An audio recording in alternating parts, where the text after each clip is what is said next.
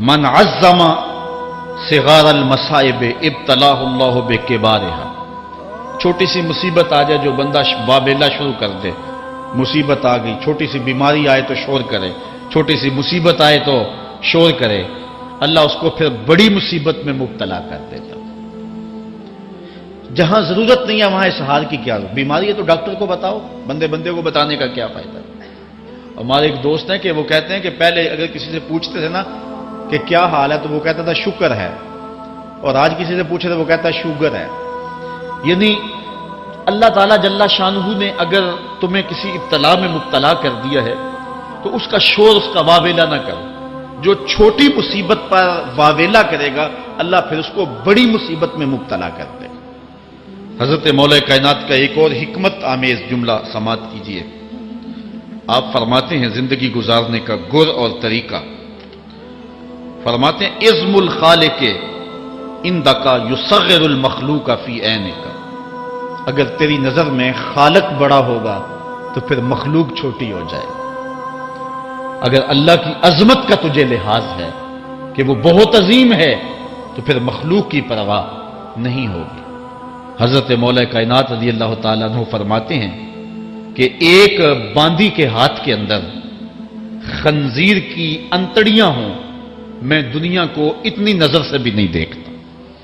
تو یہ انسان اللہ کی عظمتوں کا اور اللہ کی شانوں کا جب لحاظ اسے ہوتا ہے تو پھر دنیا اس کی نظر میں جو ہے وہ کوئی قدر و قیمت نہیں رکھتی۔ ایک روایت میں آتا ہے جس کو اللہ نے قرآن دیا اور اس نے دنیا داروں کو دیکھا رشک کی نظر سے کہ ان کو دولت دی گئی، ان کو فلاں دیا گیا، میں تو بہت پیچھے رہ گیا۔ قد حقر ما آتاہ اللہ، اس نے اللہ کی عطا کو حقیر جانا ہے۔ وہ میاں انہیں دولت دی گئی ہے، رب نے تجھے اپنا قرآن عطا کیا تو پھر جو ہے وہ تو حقیر تو نہیں ہے، تجھے تو اعلیٰ چیز عطا کر دی گئی ہے۔ تو جس نے اللہ کی عظمت اور خالق کی عظمت کا اقرار کیا پھر مخلوق اس کی نظر میں کوئی حیثیت نہیں رکھتی ہے۔ کن فی الفتنۃ کابن اللبون لا زہر فیرکب ولا درع فیحلب، جب فتنے دنیا پہ پھیل جائیں تو مولا کائنات نصیحت کرتے ہیں پھر زندگی کیسے گزارنی۔ یہ دور بھی فتنوں کا دور ہے۔ حضرت مولا کائنات فرماتے ہیں جب فتنے معاشرے میں پھیل جائیں تو پھر اونٹ کے 2 سالہ بچے کی طرح ہو جائے کہ اگر لوگ اس پہ سواری کرنا چاہیں تو وہ سواری کے قابل نہ ہو، اور لوگ اگر اس کا دودھ دونا چاہیں تو وہ دودھ نہ دے، یعنی وہ فتنے کو کسی طرح سے بھی تقویت نہ دے، اس طرح کا ہو جائے جس طرح اونٹنی کا 2 سال کا بچہ ہوتا ہے۔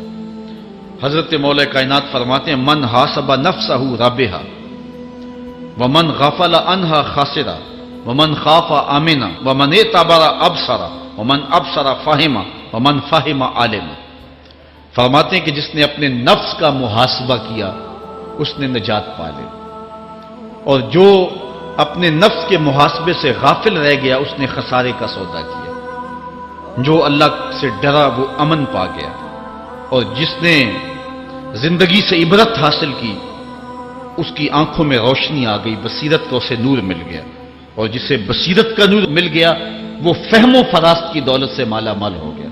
ومن فہم عالم، اور جس کو فہم مل گیا وہی شخص عالم بن گیا۔ مختلف سیغے یاد کرنے سے عالم نہیں بنتا، فہم و فراست کا نور اگر مل جائے تو یہ ہے علم کا جمال، آخرت کی فکر رکھنے والا عالم۔ بلکہ مولا کائنات فرماتے ہیں العلم علمان مطبوع و مسموع، علم 2 علم ہے، ایک وہ ہے جو من میں راسخ ہو اور ایک وہ ہے جو کانوں تک رہتا ہے۔ فرماتے ہیں ولا ينفع المسموع اذا لم يكن المتبوع، جو سنا ہوا علم نفع نہیں دیتا جب تک وہ من میں اتر نہ جائے اور باطن کے اندر روشنی نہ کر دے۔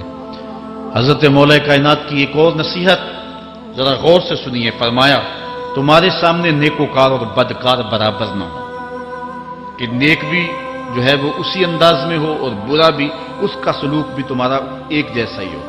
ایسا کرنے سے نیکوں کی ہمت پست ہو جائے گی اور خطاکار اور بھی شوخ ہو جائیں گے۔ ہر آدمی کو وہ مقام دینا چاہیے جس کا وہ اپنے عمل کے اعتبار سے مستحق ہے۔ اصل خرابی ہوئی تب ہے ہمارے آراس میں، ہماری محافل نعت میں، ہماری مجالس میں وہ لوگ مہمان خصوصی بنے جن کے پاس دولت زیادہ تھی، چاہے کردار کے لحاظ سے وہ کتنے ہی پست کیوں نہ ہو، اور جن کے پاس دولت نہیں ہے چاہے وہ کردار کے اعتبار سے جتنے مرضی بلند کیوں نہیں ہے، انہیں عزت کی مسند پہ نہیں بٹھایا۔ لوگوں کا عجیب حال ہے، بدکاری کو اعلیٰ نسب کا نشان سمجھتے ہیں اور پاک دامنی کو تعجب خیال کرتے ہیں، گویا اسلام کے لباس کو الٹا پہن لیا ہے لوگ۔